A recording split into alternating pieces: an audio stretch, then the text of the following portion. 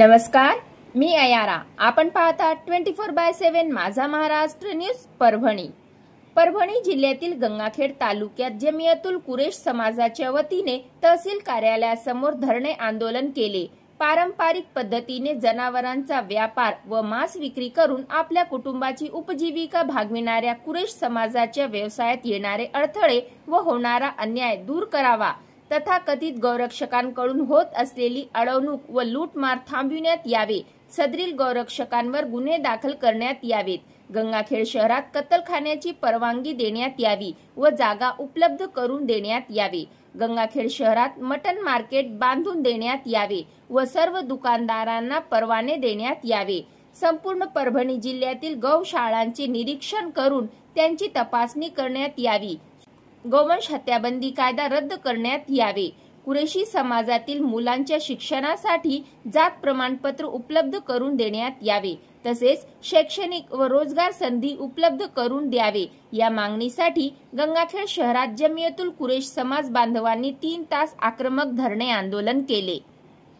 जमियतुल Quraysh संघटनेचे अध्यक्ष सुलतान कुरेशी, बाबू कुरेशी, बुडन कुरेशी, गनी कुरेशी, अल्लावली कुरेशी, हाजी रतन कुरेशी, हाजी शेरू कुरेशी यांच्या मार्गदर्शनाखाली अध्यक्ष अब्दुल रजाक कुरेशी, उपाध्यक्ष इरफान इस्माईल कुरेशी, सचिव मोबिन कुरेशी, कोषाध्यक्ष महबूब कुरेशी, हाजी जब्बार कुरेशी, मोइन कुरेशी, अय्यूब भाई कुरेशी, हसन कुरेशी, नसीर अहमद कुरेशी, अब्दुल नबी खाजा कुरेशी, मौलाना जानी मियाँ कुरेशी, यकीन रतन कुरेशी, यूसुफ कुरेशी, अहमद अब्दुल करीम कुरेशी, इसाक उर्फ राजू कुरेशी आदींच्या पुढाकारातून आंदोलन झाले.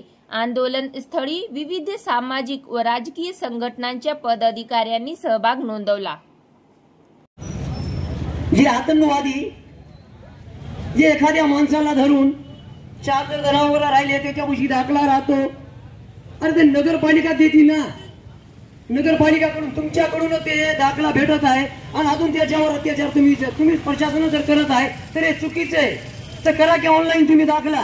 आणि हे लुटणारे जे लोक आहेत त्यांच्यावर कायदा लागू करा. तुम्ही त्यांना 5 वर्षाची शिक्षा द्या. जे कोणी ज्याच्यापाशी जर दाखला नसेल तर आम्ही मान्य करतो की त्याला जेलमध्ये टाका. तुम्ही जर तो दाखला असल्यावर तुम्ही त्याची मामलिंग करतात. तुमचा काय बापाचा राज आहे का? आम्ही का बांगड्या घातलेल्या आहे? अरे आम्ही तर तुमच्यापेक्षा जास्त उत्तर देऊ शकतो, परंतु या बाबासाहेबांच्या संविधानाने आम्हाला थांबवलंय. ते थांबवण्यासाठी आमच्या कुराणनं सांगितलेलं आहे की ज्या देशामध्ये तुम्ही राहतात त्या देशामध्ये तुम्हाला कायदा मान्य करावा लागणार. यासाठी आम्ही गप्प बसत आहेत. तुमचं जे तरी सहन करत आहे. मी माझ्या इथं 2 शब्द थांबवतो. जय हिंद, जय महाराष्ट्र, अस्सलाम वालेकुम, जय भीम, आदाब. ठिकाणी जे धरणे आंदोलनचं आम्ही जे कार्यक्रम जे सुरुवात जे चालू आहे आमची, आम्हाला प्रशासनाला हेच कळवायचे आणि हे भ्रष्टाचार महायुती सरकारला व आपले आमदार खासदार कोणी असो मुसलमानाचा निष्ठा त्यांना मतदान पाहिजे, परंतु यांची ताकद नाही विधानसभामध्ये संसदमध्ये बोलण्यासाठी. का बोलत नाही आमच्यासाठी? अरे का शेतकरी तुमचे नाही का? हे मुस्लिम समाज तुमचा नाही का? कारण काय? अरे जेव्हा मतदानाला येतात तेव्हा भीक मागतात आमच्या दारावर येऊन.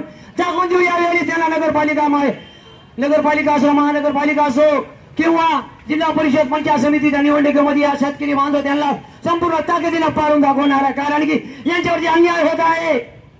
अरे त्यांच्या घरी तुम्ही जाऊन बघा. आज त्यांना जे तर पाऊस पडणं झालं, पावसानं जे तर दुष्काळी पडत आहे.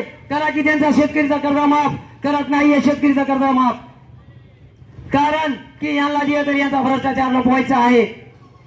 काहीतरी कारण काढायचं आणि काहीतरी दिशाभूल करायची. या सरकारचं आजपासून 2014 पासून यांचं पटकन लागू आहे. आणि मी जास्त बोलायची तर काही नाही. अजून या का भ्रष्टाचार महायुती सरकार ने बलजबरी जोर जबरदस्ती से जो कायदा लगाया है, हरकत नहीं लगाओ, तुम जितना जुल्म उठाते हो हम उतना सहने के लिए तैयार है. लेकिन एक दिन हमारी आने वाली है कि हम भी जेल भरो आंदोलन करने वाले हैं. हमें डर नहीं है. हमें ऐसा कोई भी चीज का डर नहीं है कि कल पुलिस प्रशासन हमारे साथ में क्या करेगा। अगर पुलिस प्रशासन हमारे साथ में जुल्म की धारा अगर करेगा तो हम भी उसका मुंह तोड़ जवाब देंगे। और मैं हमसे विनती करना चाहता हूं कि हमारे पास आज भी वो दाखिले है। देखो उस गोरक्षकों के पास, गौशालाओं के पास हमारे जानवर है या नहीं है? क्या वो अभी कंपनी में गए है? उसका कारोबार कहाँ है? वो जानवर कहाँ है? बताओ हम आगे उसकी गिनती करके, नहीं तो हम उसके लिए रोड के ऊपर चक्का जाम भी करेंगे एक दिन। अरे गोरक्षक अगर बनना है तो गोविंदराव भाव जैसा बनो जो ढोल के वाली में है। मैं सलाम करता हूं वैसे गोरक्षक को जो एक आतंक के तहत के जो तो गोरक्षक नहीं चलाता, खुद पालता है और खुद उसकी पालन पोषण करता है। सरकार राज्य में औरसे के अंदर जो तो उनको एक जानवर के पीछे 50 रुपए देती है, फिर भी आदमी उसकी वहां पर देखो कष्टा हालत हो रही है। आज 3 दिन करके जानवर मर रहा है वहां पे। आज शेतकरी के ऊपर अत्याचार, इनका सिर्फ भ्रष्टाचार छुपाने के लिए ये शेतकरी के ऊपर अत्याचार कर रहा है, कोई बिरादरी के ऊपर अत्याचार कर रहा है। ये कोई बिरादरी के ऊपर अत्याचार नहीं, ये महायुति सरकार का और मोदी सरकार का भ्रष्टाचार छुपाने के लिए ये जुल्म उठा रहे हैं। ये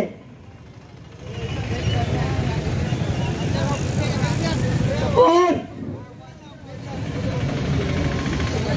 आपल्याला जर आमच्या न्यूज चॅनलवर जाहिरातीसाठी व आपल्या अवतीभोवती घडलेल्या घटनेची बातमी करायची असेल तर स्क्रीनवर आमचा मोबाईल क्रमांक दिलेला आहे। व्हॉट्सअप व कॉलिंगसाठी हाच नंबर आहे। आपण पाहत राहा 24/7 माझा महाराष्ट्र न्यूज परभणी। आपण जर पहिल्यांदाच आमचं न्यूज चॅनल पाहत असाल तर सर्वप्रथम आमच्या चॅनलला सबस्क्राईब करा, घंटीचं बटन अवश्य दाबा, लाईक करा, शेअर करा आणि हो कमेंट करायला विसरू नका। आपण पाहत राहा 24/7 माझा महाराष्ट्र न्यूज परभणी। जय हिंद।